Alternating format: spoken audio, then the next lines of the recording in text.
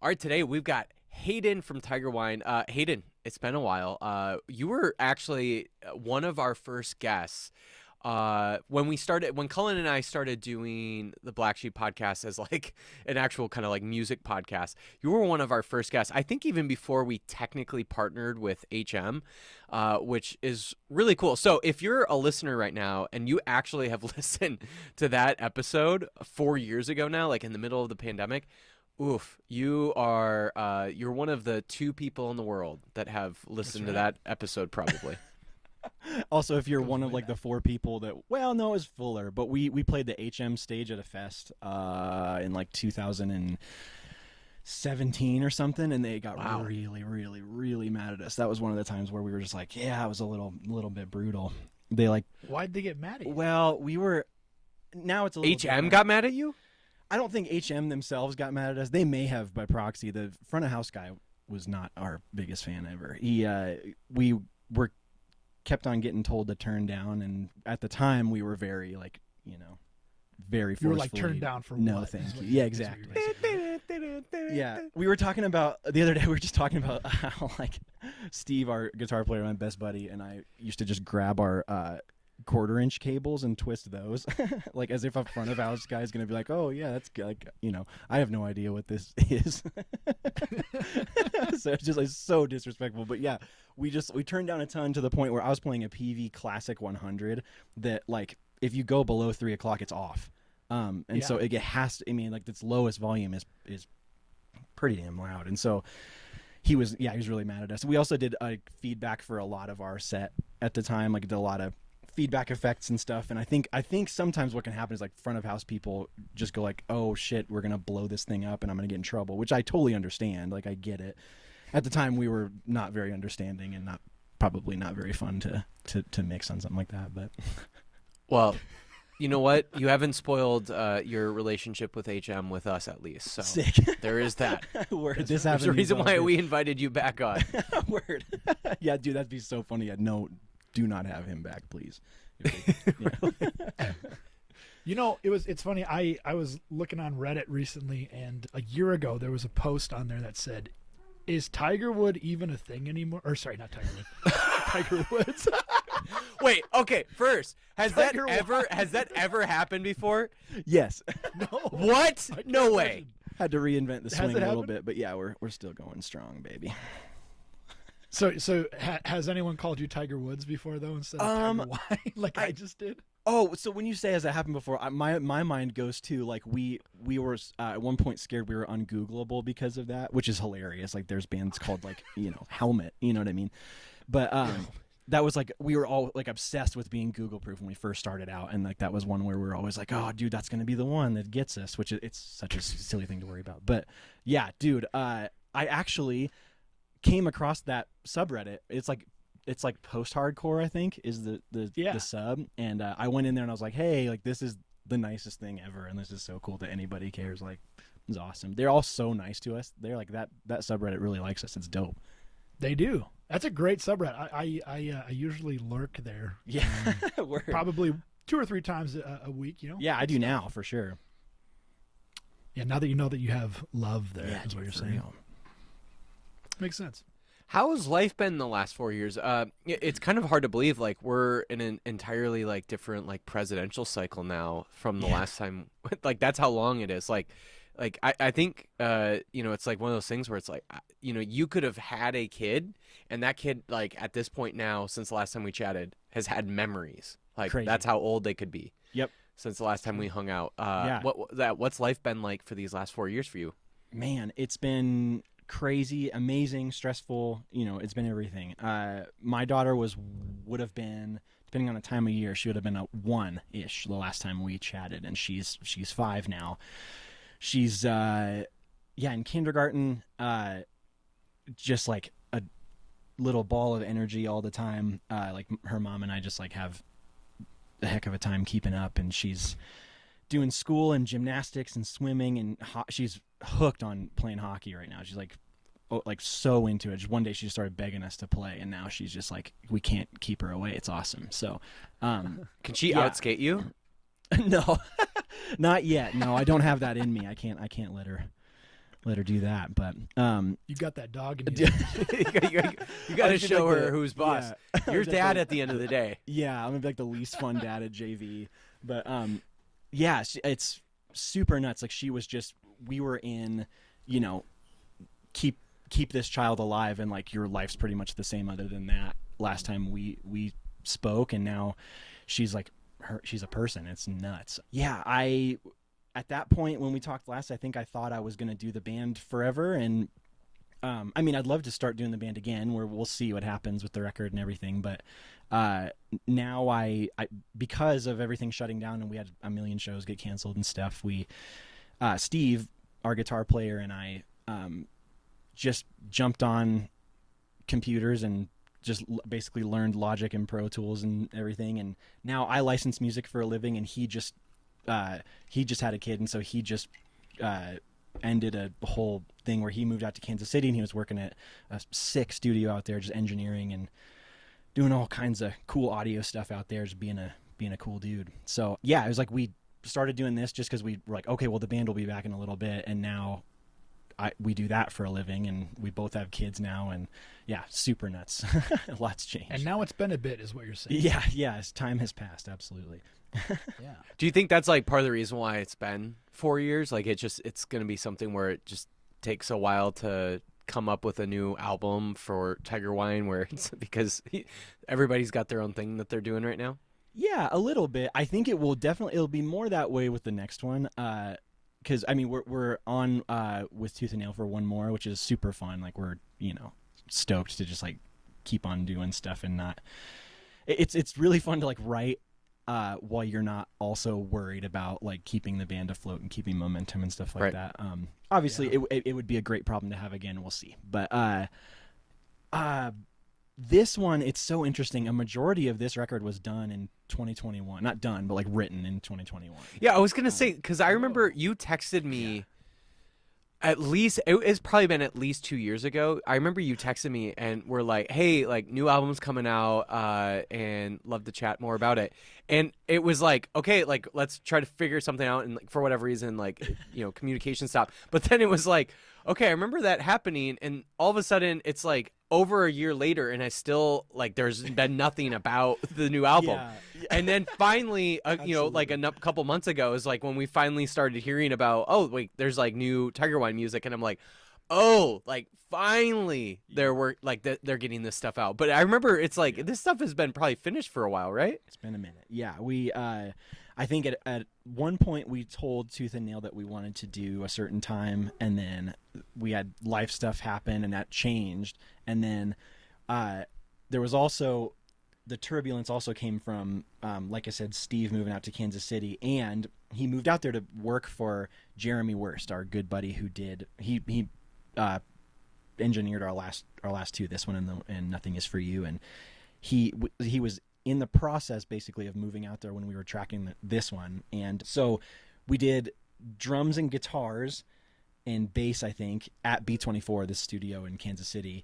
And then he was like moving his stuff back and forth. And so we did vocals at Jeremy's studio in Lincoln in Nebraska. And and then Steve was out there. And so they were constantly like, throwing mixes back and forth and, everybody's notes and everything. And we had lots of entities and like, amazing, super talented friends play on the record. And so we wanted everybody to have input and notes and stuff. So we just did it the long way. And then also, our friend Jeremy moving out there and having to like put a studio on his back. He moved out having a studio manager job waiting for him. And then Steve going out to help, take that up off the ground. And so we told him, we were like, hey, any projects that you have that you need to help with the studio's name getting out there and getting projects in and out the door, like if you feel like it's between us and something else that's going to help the studio in the long term, like please just like, we're just hanging, it was not like we were waiting on anything crazy. So yeah, so we just kind of let it do its thing and kind of follow where it led, I guess. And yeah, stoked to have it out now. It's kind of weird. It's the longest I think we've waited between releases so far, and it was just like, yeah, we just kind of had it to ourselves for the longest time. It's like, it's out there now, and maybe nothing happens, maybe something happens. So yeah, who knows? Yeah. I feel like it's difficult because you guys aren't necessarily touring or anything like that per se. I feel like it's got to be very difficult to try to, make a big splash and everything. Yeah, it Do you is. feel that way? Yes, and I think it's nice because we kind of like got to, the luxury of letting ourselves off the hook about it, which is good. I think Steve and I were talking the other day about how every release was just like a, anxiety attack. It was crazy. The weeks leading up and, release day, we were always just, freaking out and, just, like what's going to, is anyone, cause like are people going to hate it? And even worse, is no one going to care? Can't decide which of those reactions would be worse and just, envisioning every horrible thing you can imagine. And obviously we've always had love from people and it's always been wonderful, but yeah, it was super weird this time. We were just like, cool, it's coming out and I'm only excited and happy about it. So That's it was awesome. interesting, but very cool. Yeah. Well, I will say it is something to be really proud of. I'll be honest. I think it's the best Tigerwine album there Thank is. you so much. Thank you. It's so good. It's definitely one of those albums that at least between Cullen and I will probably be at the very least mentioned in our top albums. We do a top 100%. albums of the year episode.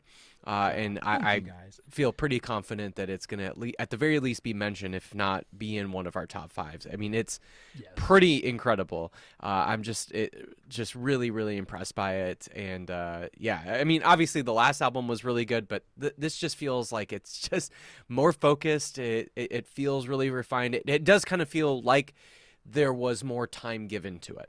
Word, man, appreciate y'all. That's so kind of you. Thank you. Yeah. Well, what I am super impressed by is, and I told Mason this before too, that the riffs on this record are insane, Dude, man. Like, yeah. it's like one after another after another after another. They're so expertly and musically crafted. Man, thank you Love so 'em. much. That's awesome. That's Yeah. so nice of you. Yeah, Steve is riff machine. It's unreal. He we had like in the mid 20s, I think, songs for this, and we pared it down to 10, and Wow. each was a harder riff than the last. He's just unreal. I think. Let me see. I have maybe 2 riffs on the record, which is interesting. It used to be a more closer to even split. It's always been mostly Steve writing riffs, but the left to right, right to left swoop on it's not called. It's called Wax Magnetic. We're such a working title band. That song was called Slide for 5 years, because it has the in it, and that was something like I Such a made cool on a thing. little like loop pedal and stuff. That's one of my, I think, 2 riffs on the record if I remember correctly. But yeah, other than that, it is all just like my good friend Steve just like ripping. They just cranks out sick riffs and that's it. Yeah, I mean, I feel like that's like the thing that I find to be like the biggest step up from Nothing Is For You. Not that like Nothing Is For You didn't have great riffs, but like holy buckets. I mean, this is just whoa. Dude, thank you so Every much. song. I'll let him know. love it. Thanks, man.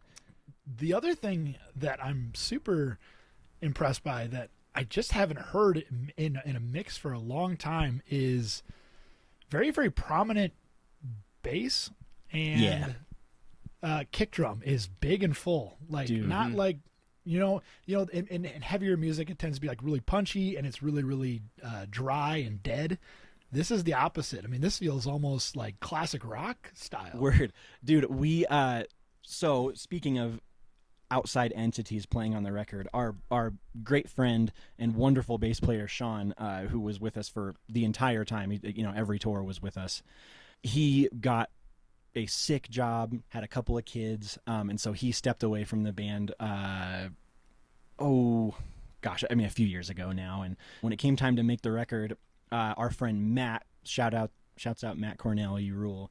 He was in Lincoln, he's in Kansas City now, but he's like, I always say, there are people who play guitar that can play bass, and then there are people who play bass only and never like gave a shit about guitar at all. And Matt is one of those people that just like crushes. He's like one of the most insane musicians I've ever met in my life, and he just like plays the shit out of bass. It's awesome. And so, yeah, like that tone at the beginning of the hammer. Speaking of Luxembourg, the hammer blow on our record is all like Matt just being a genius and just like we just basically said like, hey, go nuts, and like anything you've ever wanted to try, let's do it. Yeah, and Matt also plays bass on the live sessions that are out for the songs as well, which we told Tooth and Nail, no more music videos, we hate them, and so that's the the reason for those.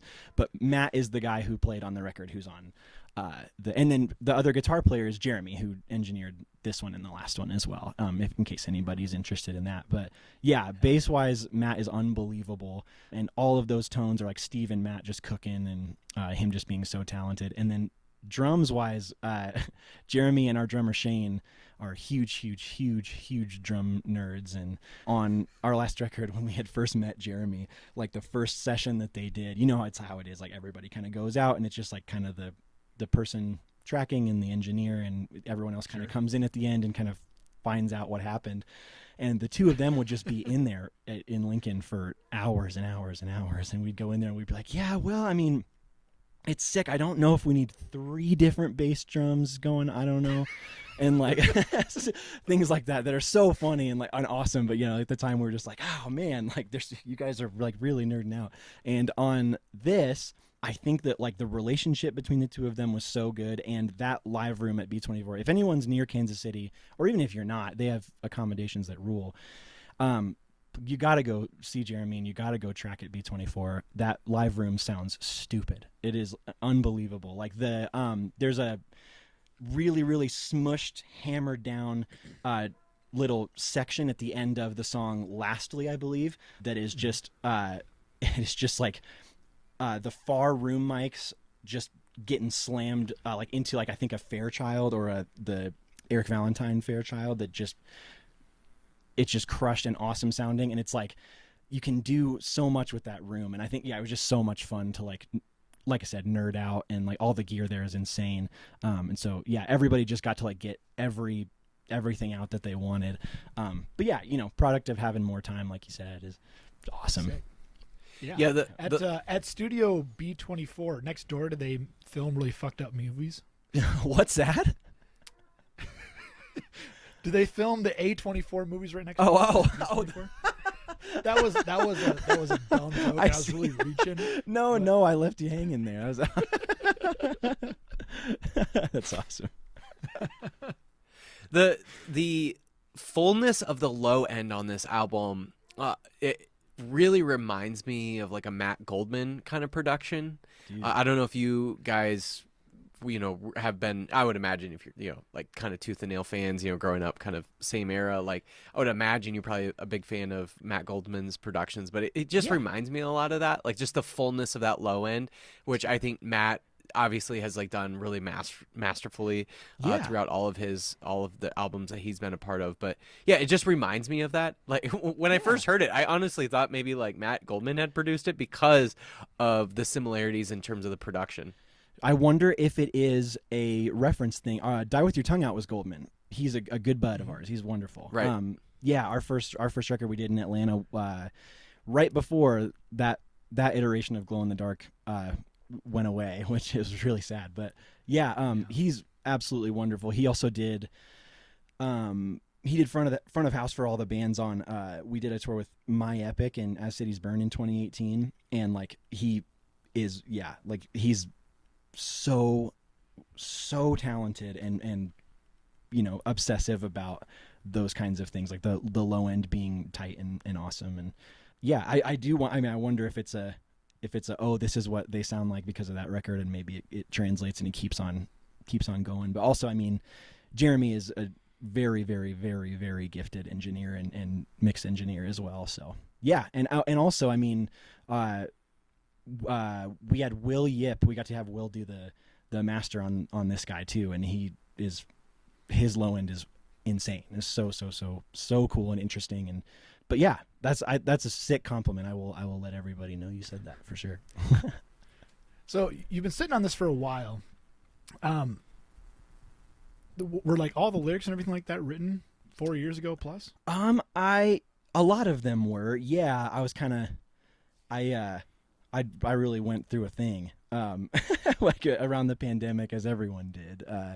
Yeah. But yeah, a lot of the ideas were there. I'd say probably half of it was, yeah, about half, I guess, was probably written lyrically by the end of 2021, and then we recorded in, I think, 2022. I think, yeah, yep. So it's been in the like mixing and you know hand and back and forth process for a couple of years. But yeah, it's been. I think this was the first time I think I had every single lyric I wanted down before we went to the place. We used to our first 2 records, we just had the whole thing in our brains, and then showed up, and the engineer would be like, "Wow, you didn't do any pre-production," and we would be like, "Oh yeah, well we're gonna spend the first couple of days showing you what the record is," because that's a normal thing to do. But which I mean now I realize is insane. But yeah.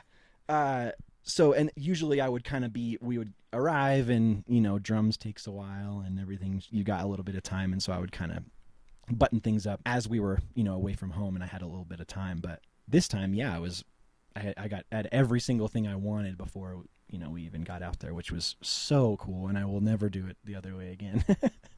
That is cool. Yeah. Do you find it strange, before you've put your lyrics out there in the world for everyone to see and hear, if you sit on something for that long, does it feel strange, like revisiting where your mind space was at when you were writing that stuff? Yes, especially with this band. I think we were pretty young getting started on the first EP, especially, and definitely most of our first full length. I am, every single last thing about me is different, I think, than it was then. And so, yeah, I mean, I think you can definitely hear, especially if you know me, I think in those days I really, and I said this in public before, and I apologize if I'm repeating myself, but I think that I was a guy who didn't have a lot of answers, and I really wanted to appear as though I did have a lot of answers. And so I kind of was not playing with a full playbook, I guess, and kind of faking it until I made it. And then, you never make it. You never arrive at having the answers. You just kind of, what ends up happening is you become more and more comfortable with the fact that you're never going to have all the answers, and that's okay. And you can only, do your best, which, I mean, that sounds so kitschy, but like, I think it's Dunning-Kruger effect is what you're saying. Sure. Oh yeah, definitely. Big factor. But yeah, I think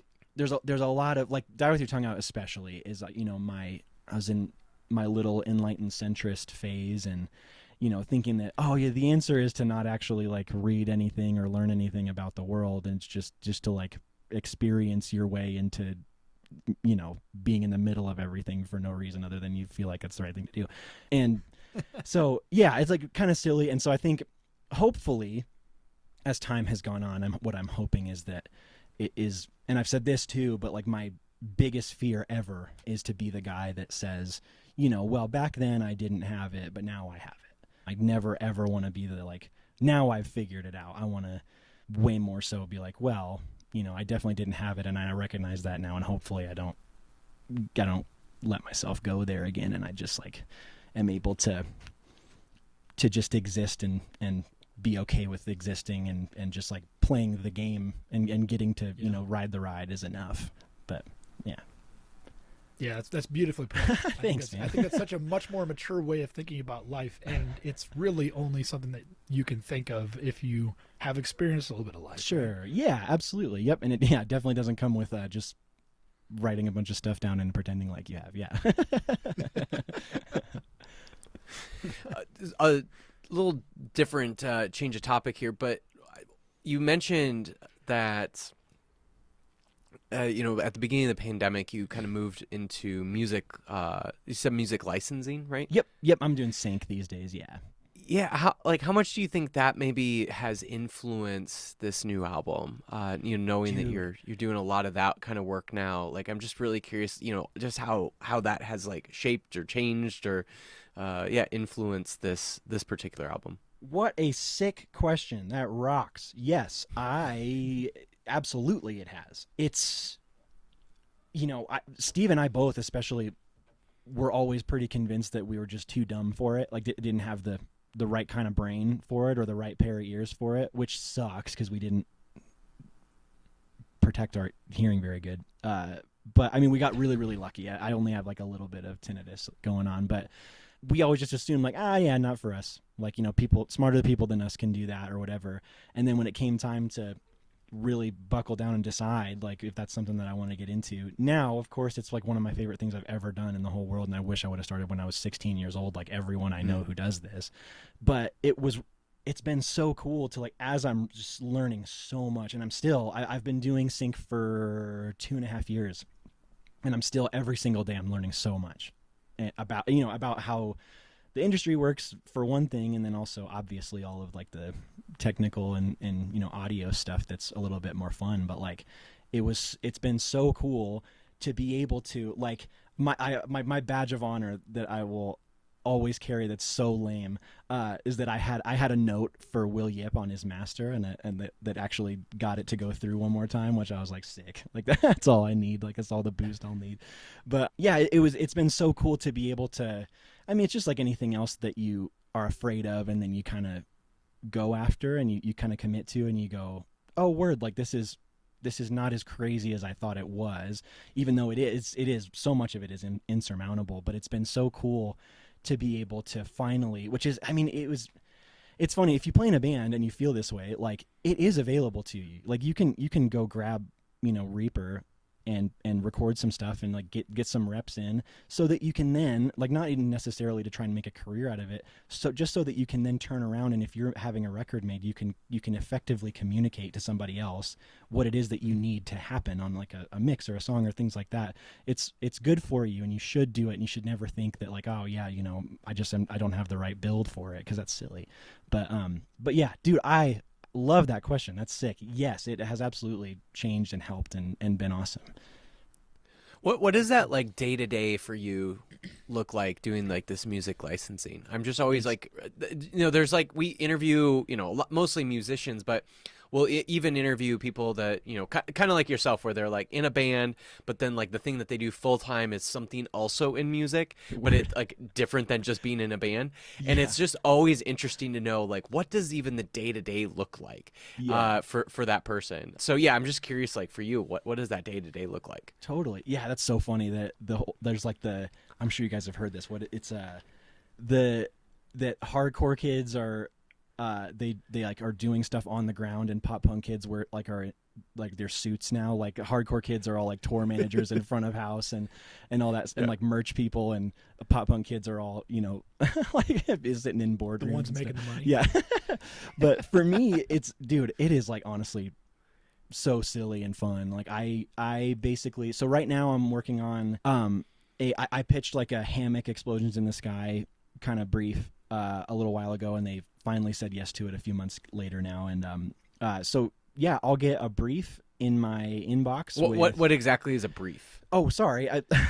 It's like a zoo. Yeah, everyone does this. I will get an email that basically says, hey, here's what this is for. Like sometimes it'll be for a video game, or sometimes it'll be for like public TV, or sometimes it'll be like for reality TV or stuff like that. And or like a movie or something like that. Sure. Yeah. Like I've pitched for indie movies before. I haven't gotten on one, but like it'll basically be like, here's kind of what we're thinking, and here's the links that we need, and then they'll always include like a Spotify playlist of like, here's some reference, and we need 3 or 4 or 5 or 10 of these songs by this date, and so then I just make them exist, which is sick. Like the first one I ever did, I had my stuff. There's this site called Disco. It's like MySpace for sync, and you like put together. So I made like 10 Jimmy Eat World ripoff songs, and threw them up there. And my first brief I ever did was they wanted like an Avril Lavigne brief, and that like I just found out like 6 months ago that was on an X Games ad. I just wrote like the shittiest like story so far worship thing ever. But yeah, so it's like it's super fun and silly, and like yeah, like I got to do. The one before this one was so fun. It was called Ready Set Go was what the brief was for, and it was for like a Rocket League-esque video game, and so it was like EDM with like breakdowns and stuff. So I literally wrote like 5 Nine Inch Nails songs with like EDM drops in them, and it was dope. But what? I know, insane. What would you say is the like, little tune that you've made that maybe like has been the most popular, or like maybe most people have heard? Oh man, I don't know that anybody would have really heard. I mean, if you watched the X Games in 2023, you heard a song I wrote. It was really cool. Yeah, it was like super cool. It was used. Was for, it like for a commercial? Yes, and for they used it for like a promo thing that was like, this is what the X Games is, and it's summertime, and it's with your friends, and blah blah blah, and it's this like pop punk, drivel in the background. But I mean, it's fun, but and I'm ragging on myself too hard. It was very cool, and it was an honor. But it was used for a promo, and then also if you watched the X Games in 2023, and they did a segment where they explained how the scoring of a certain event worked, like for example, like motocross jump is, if you don't understand how the judging works or whatever, they'll take a second and they'll like explain it. And so my little thing was playing, and then also for a lot of the like a run will happen, and then they'll do like the quick slow-mo, like the instant replay and stuff, and it was one of like 5 or 6 songs that they used for like backing music for that, which it like so silly and fun. But yeah, kind of interesting.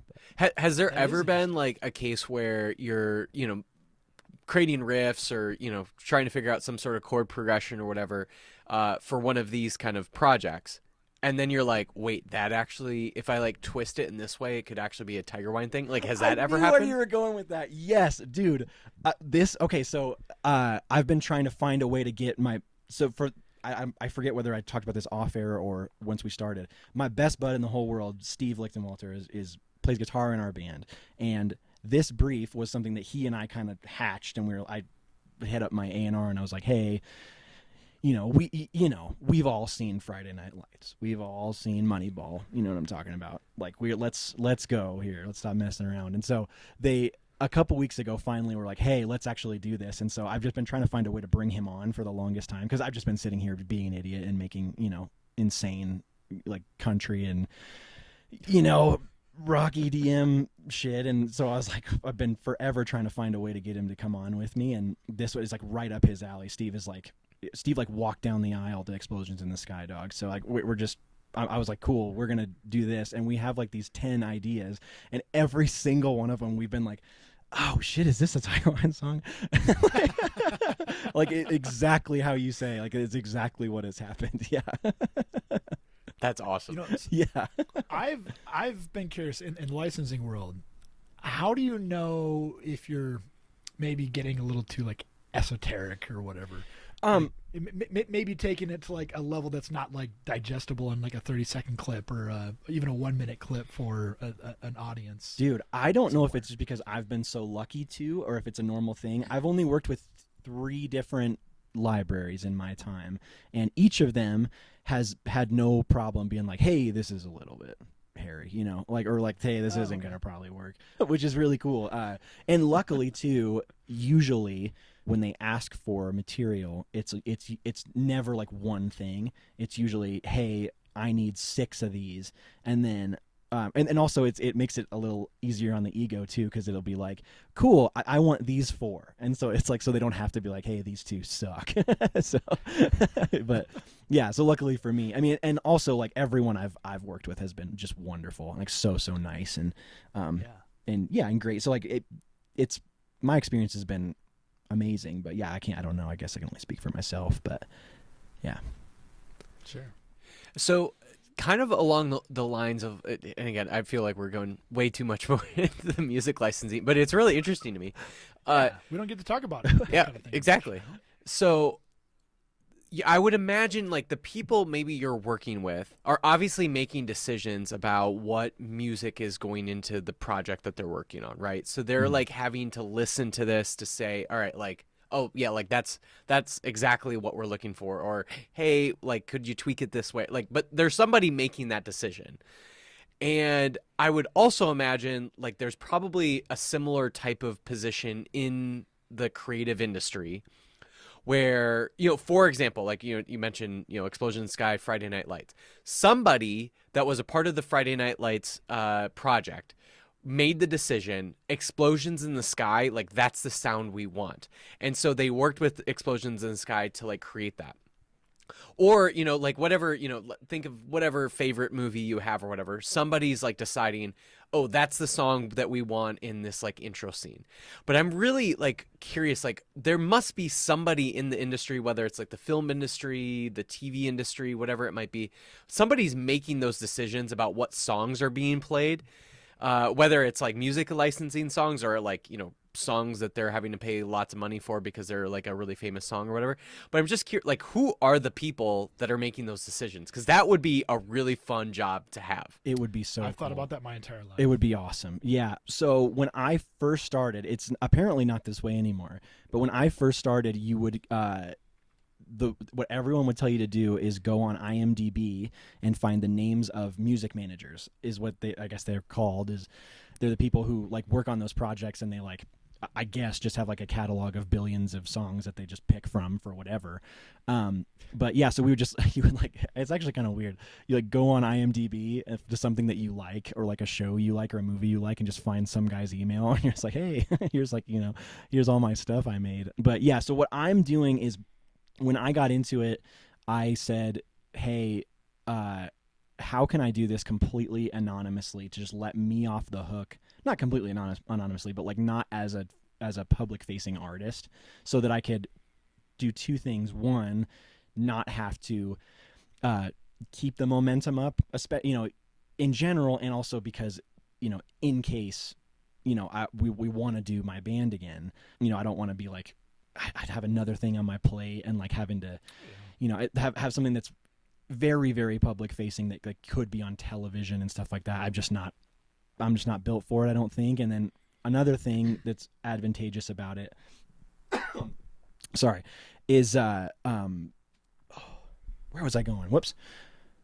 To be able, sorry, I just realized what I'm saying. So to be able to also like do a million different things and just go all over the place, like, because right now I get to, one week I pretend I'm a country producer, and the next week I pretend I'm a hip hop producer, and the next week I pretend I'm a rock and roll producer or whatever. And it's really fun. I think it's sick for like getting the education and the reps in and stuff like that. So yeah, I specifically, when I hit up libraries and stuff, I was like, hey, I want to just do anonymous and just like hit me with like genres, and I just want to like try whatever, and which has been awesome. Like I now, because what you get when you do that is you get libraries that just have you on like retainer for any time. So like what my like relationship is right now with this library is they're like, hey, you're our guy if we need anything that has like big rock drums and electric guitar, is like my thing.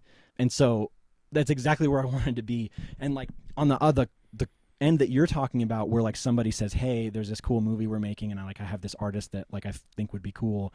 That's I guess I can't speak for everybody, but that to me sounds like a sync label probably is what they went through, because there's libraries that just literally just have, however many hundreds of people sending them stuff that they then pitch to all kinds of whatever. And then you also have sync labels, which are, they sign artists that already are public facing and that have PR and they have records coming out and have stuff on Spotify and have followings and stuff. And they both promote that stuff to the public, and then they also pitch it for other stuff like that. So yeah, I mean, if you have the name recognition of a This Will Destroy You or an Explosion in the Sky or a Hammock, that is awesome. And obviously that would be sick one day. But yeah, I guess I'm getting my reps in right now until I can be Hans Zimmer, But Are you on Free Music Archive by any chance? I don't think so. No, I don't think. I've used that a couple times. Yeah, it's sick. Those things are awesome too. And I know people who do stuff like that. Like you can make like a decent living. You have to make so much.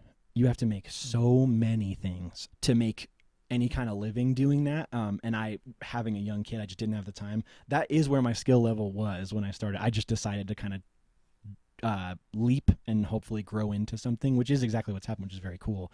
But a lot of people, when they first start and they first download, Logic or whatever, you can get a beat going. You know what I mean? And so if you can make 50 of them, and have a SoundCloud or have a disco or whatever, and you can pitch those things around, you can make a little bit of money. You can do stuff like that where like YouTubers and things like that, like jump on sites like that to just throw stuff in the background and pay $10 for it or something like that. But yeah, it's also a very viable way to do it for sure. I guess the other thing I'm curious on, again, still sticking with the licensing situation. I'm sorry to nerd out on you guys.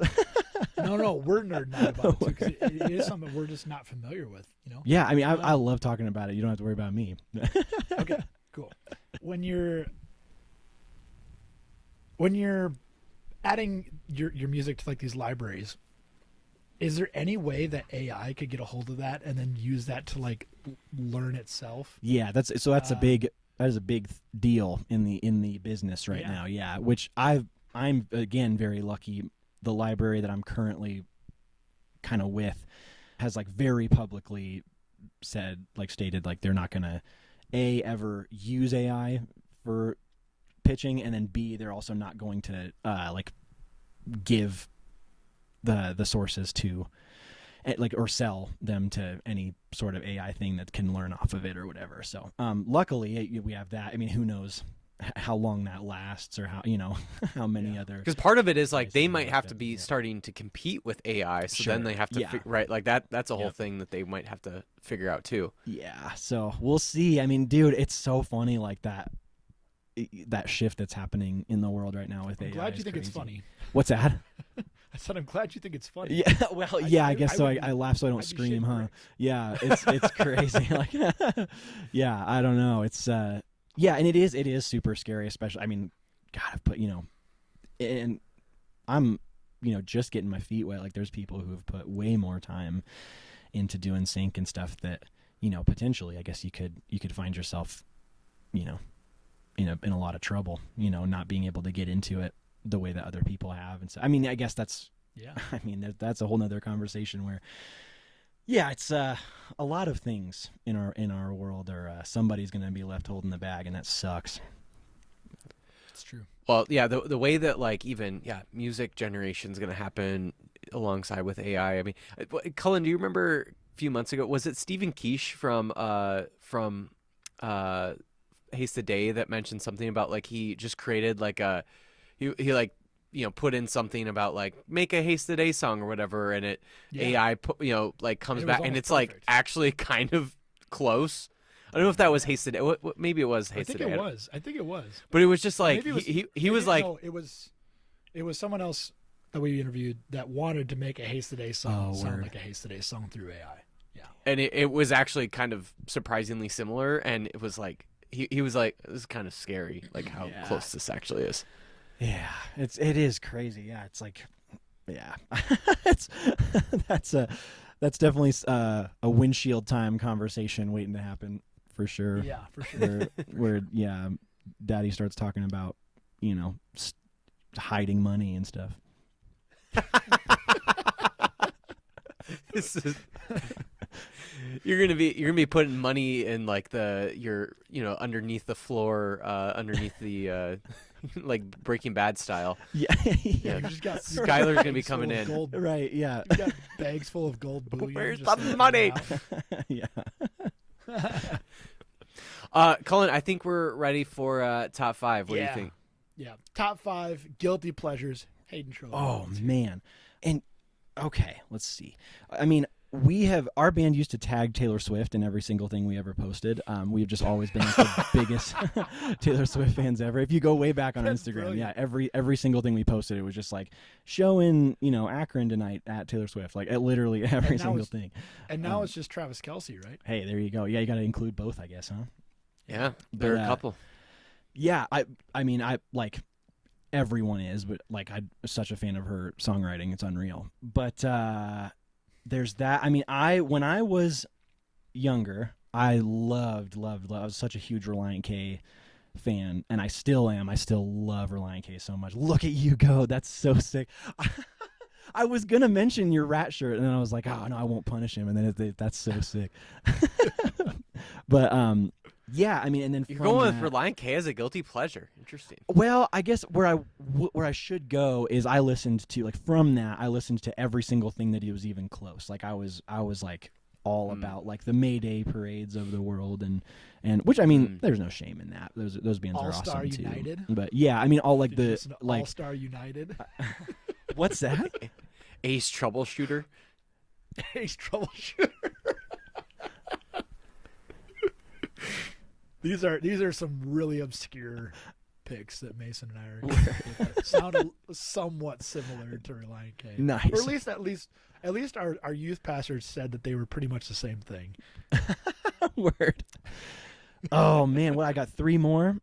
I mean, I guess, dude, I still don't mind going back to like the, like when Rise Records like signed, the same band 15 times. Some of those are really fun as well. Still, like, name drops. Yeah, that's a great way to describe it. Though, is like they just signed the same band 15 times. Yeah, dude. I don't even know. But we were talking on a drive not that long ago about like how like Of Machines is still badass. Like that record is sick. Yeah. Or what's another one? We were talking about one of them, or like even like being from Colorado, we were so into, all of us were so into Drop Dead Gorgeous, or the Denver band, and like so sick. Yeah, they're playing a show soon, which is sick. But and then that reminds me that like Cullen and I, we have maybe less of a running gag, but kind of a running gag where we kind of make fun of August Burns Red. Oh yeah.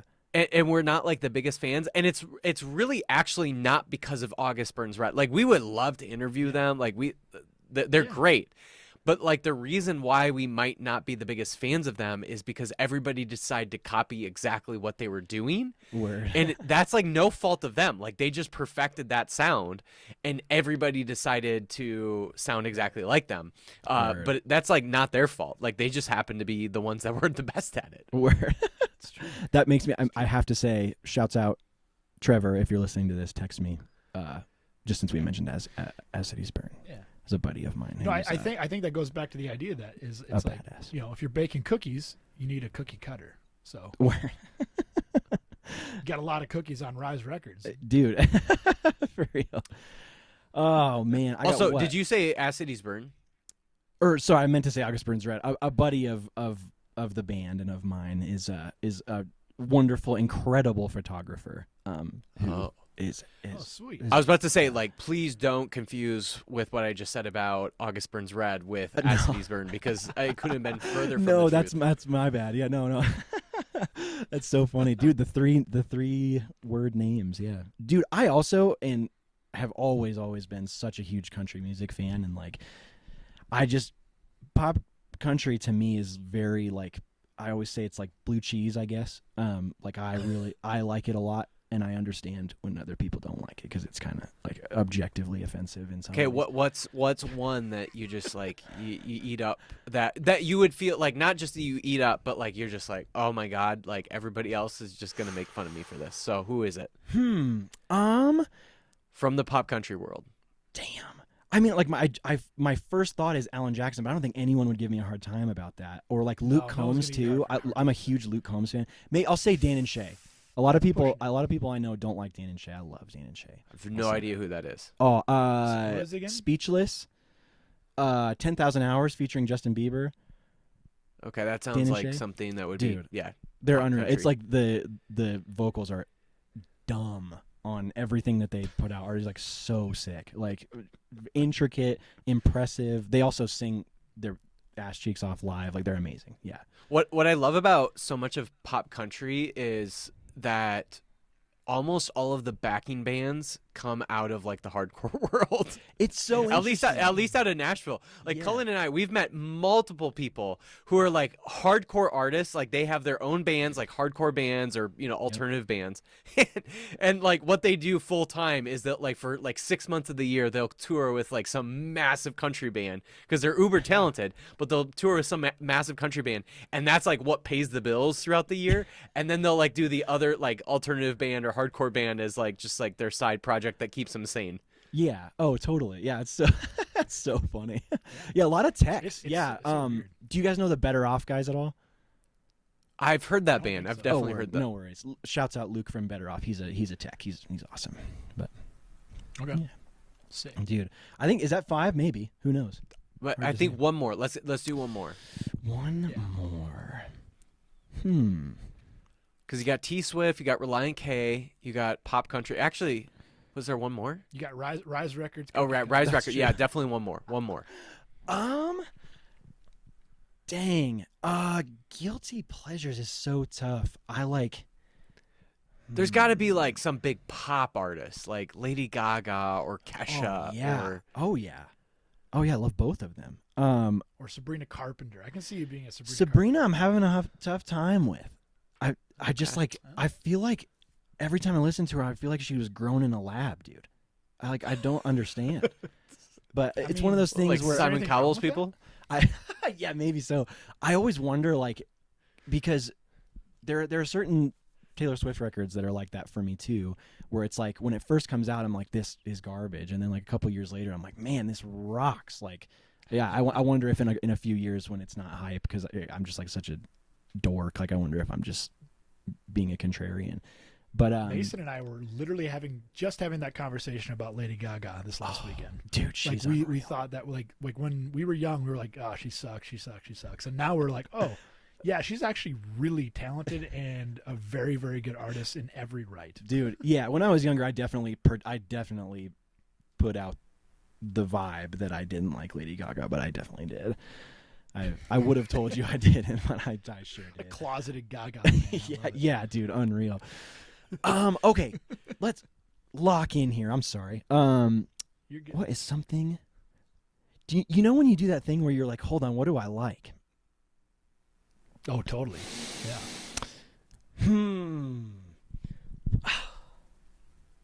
What kinds of music are there? There's only three. There's pop, there's country, and there's rock. That's it. I guess some people think that it's lame. I'll say this. It might be a good one. Sometimes when I float the idea of like a Jurassic 5 or like a like a Charlie Isn't Tuna. there already a Jurassic Like, 5? what's that? Isn't there already a Jurassic Park? Right. Like when I have had more moments than I understand of being like, oh, word, yeah, I love stuff like that. Of people being like, oh yeah, that's lame. I don't like that. Like I really like those like I see what you mean. like them or like even dude, I don't know what it is if it's like Gen Z. I worked at while we were touring the whole time, Steve and I both worked at like a drive-through only coffee place, and so like by the end we're 30 and all of our coworkers are 17, and I'd be like, dude, throw like Wu-Tang on or whatever, and people are like, ugh, and For real. I'm just like, dog. Not to be like I don't like that guy who's just like, oh, the music these days or whatever, or like, yeah, back then was when it was good or whatever. But I don't understand. Like, that's criminal to me. There's like so much stuff back then that was so sick, and like also that I feel like you have to understand to get what's going on now. 100%.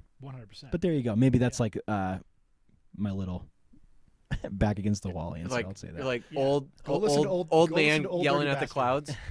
yeah, exactly. Yeah, right. Yeah. I mean, that's like how I think our conversation came up about Lady Gaga, Cullen, because we were talking about what's her name? Why am I blanking?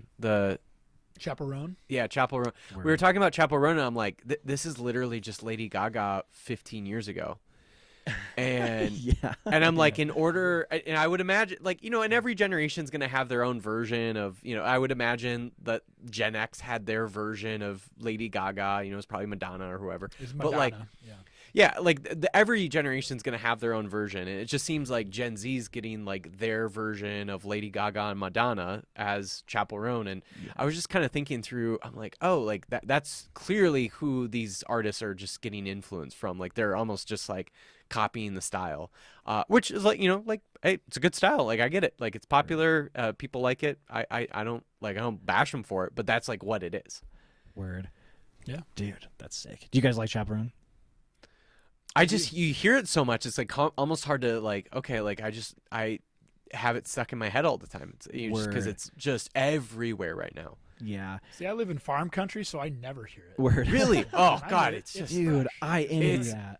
everywhere in the cities. Yeah. Oh, everywhere in the cities. Because that's an interesting thing, like where like Chaperone was one of those where it was like, that thing that happens where you're just like, you know every single thing about it and you didn't want to, and like, and it's just like, okay, like I can't give this a fair shake because it's like like It's being force fed. I know the Chaperone lore before I've heard her music, and that's like I don't know what to do with it. And also, I'm such like a little, like I said, like dork contrarian sometimes, and I'm just like, I'm sure, again in a couple of years I'll be well. And also, there are Chaperone songs that genuinely rip, that.